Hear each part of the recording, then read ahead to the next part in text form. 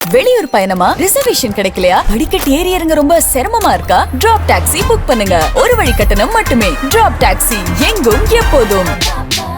இந்தியாவின் முக்கிய அடையாள ஆவணமாக விளங்கும் ஆதார் அட்டையின் தோற்றம் விரைவில் ஒரு மிகப்பெரிய மாற்றத்தை சந்திக்க இருக்கிறது.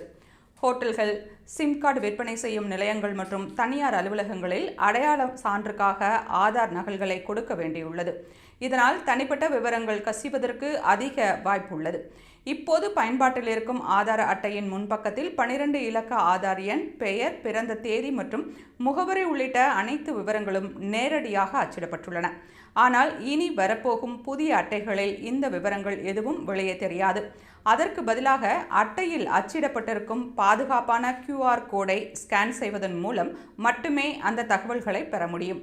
அங்கீகரிக்கப்பட்ட அமைப்புகள் மட்டுமே அந்த விவரங்களை சரிபார்க்க முடியும். பொதுமக்களின் தரவு பாதுகாப்பை உறுதி செய்வதே இந்த மாற்றத்தின் முக்கிய நோக்கமாகும். ஒருவரின் முழுமையான விவரங்கள் நேரடியாக பிறர் கண்ணில் படாமல் மின்னணு முறையில் மட்டுமே சரிபார்க்கும் முறையை ஊக்குவிக்க UIDAI இந்த முடிவை எடுத்துள்ளது.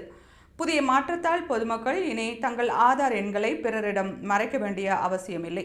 அதே சமயம் QR கோட் மூலம் தகவல்களை சரிபார்ப்பது மிகவும் எளிமையாகவும் பாதுகாப்பாகவும் இருக்கும். ஆதார் அட்டையின் இந்த புதிய வடிவம் எப்போது முதல் முழுமையாக நடைமுறைக்கு வரும், பழைய அட்டைகளை மாற்ற வேண்டுமா என்பது குறித்து கூடுதல் அறிவிப்புகளை UIDAI விரைவில் வெளியிடும் என எதிர்பார்க்கப்படுகிறது.